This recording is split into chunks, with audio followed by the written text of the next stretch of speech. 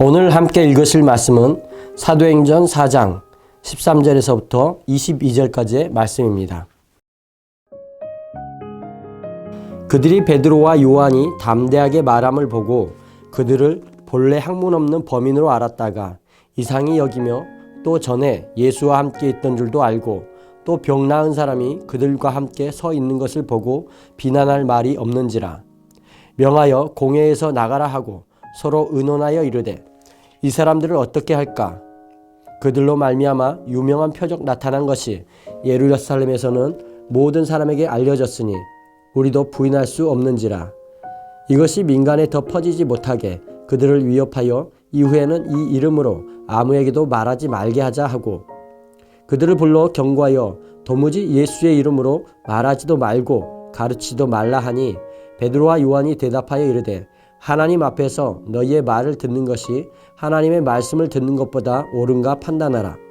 우리는 보고 들은 것을 말하지 아니할 수 없다 하니 관리들이 백성들 때문에 그들을 어떻게 처벌할지 방법을 찾지 못하고 다시 위협하여 놓아 주었으니 이는 모든 사람이 그 된 일을 보고 하나님께 영광을 돌림이라. 이 표적으로 병 나은 사람은 40여 세나 되었더라. 아멘. 할렐루야. 이 시간 함께 하시는 분들 가운데 주님의 은혜와 평강이 넘치시기를 예수님의 이름으로 축복합니다. 한 장로님께서 신유의 은사를 간절히 사모했습니다. 그래서 병든 자를 위해 많이 기도했습니다. 하지만 잘 낫질 않았습니다. 한 번은 감기 걸린 사람의 치유를 위해 기도했는데 감기는 낫지 않고 다른 사람들에게 전염되어 난감한 일도 있었습니다.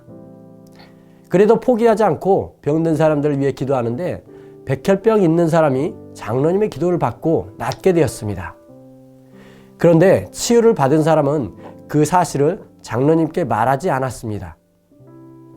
그리고 장로님은 다른 사람을 통해서 그 사실을 알고 기쁜 마음이 들었습니다.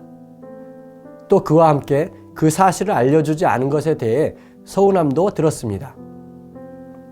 그 사실을 알려줬더라면 장로님이 더 감사하고 힘을 얻었을 텐데 하는 아쉬움이 있었다는 것입니다. 우리는 다른 사람들에게 받은 은혜가 있다면 그에 대해 보답하는 삶을 살 줄 알아야 합니다. 특히 하나님께 받은 은혜를 잘 기억하고 전하며 살 줄 알아야 합니다. 예수님 승천 이후에 예수님의 제자들은 마가다락방에서 모여 기도하며 오순절에 예수님께서 보내신 성령으로 충만함을 받았습니다. 그리고 담대함을 얻어서 예수님의 복음을 전하게 됩니다. 그중 베드로와 요한은 날 때부터 걷지 못하고 성전 미문에서 구걸하는 사람을 예수님의 이름으로 치유하며 걷게 하였습니다. 그리고 베드로가 솔로몬 행각에서 담대히 복음을 전하자 5천여 명이 한꺼번에 예수님을 영접하고 구원받는 일이 생겼습니다. 이런 일을 계기로 유대 지도자들은 예수님을 십자가에 못 박은 이유와 같이 그들의 종교적, 사회적 기득권을 잃을 것을 두려워합니다. 그래서 베드로와 요한을 이스라엘 최고 법정기관인 산헤드린 공의회에 잡아들여 재판을 합니다. 재판이라기보다는 자신들의 이익과 목적을 이루려는 일방적인 협박이었습니다. 재밌는 것은 유대 지도자들도 사도들이 병든 사람을 고치고 기적을 일으킨 것과 사도들이 옳은 일을 하고 있다는 것을 잘 알고 있었다는 것입니다. 하지만 자신들의 기득권을 잃을 것이 두려워 그들이 가진 권력을 악용하여 사도들을 협박하는 것이었습니다. 이에 대해 베드로와 요한 사도는 하나님 앞에서 너희의 말을 듣는 것이 하나님의 말씀을 듣는 것보다 옳은가 판단하라. 우리는 보고 들은 것을 말하지 않을 수 없다 라고 말합니다. 그들이 보고 들은 것은 예수님께서 이 세상에서 복음을 전하시고 병든 자를 고쳐주시고 또 십자가에서 죽은 후 3일 만에 부활하셔서 승천하시고 주님의 때에 다시 재림하신다는 것이었습니다. 그런 분위기에서 사도들이 그런 말을 하면서 그들의 말에 불복종할 경우 죽임을 당할 수도 있는 일이었습니다. 그럼에도 불구하고 사도들은 성령 충만함으로 그들이 보고 들은 것을 담대히 전하였습니다. 열혈 청년 전도왕이라는 책을 쓴 최병호 선생님이란 분이 계십니다. 선생님은 불교 집안에서 태어나 불교 활동을 열심히 하였습니다. 그 부모님도 매우 기뻐하셨습니다. 하지만 고등학교 때 예수님을 영접하고 교회에 다니며 가족들과 친척들에게 복음을 전하다가 많은 핍박과 고난을 당하셨습니다.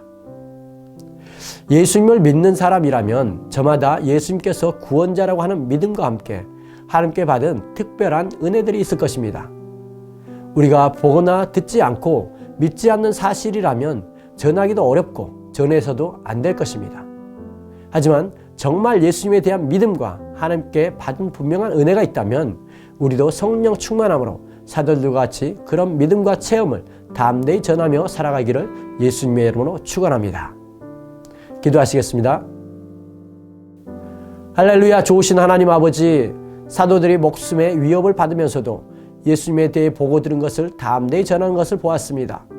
우리도 예수님에 대한 믿음과 하나님께 받은 분명한 은혜들을 담대히 전하며 살아가게 하여 주시옵소서.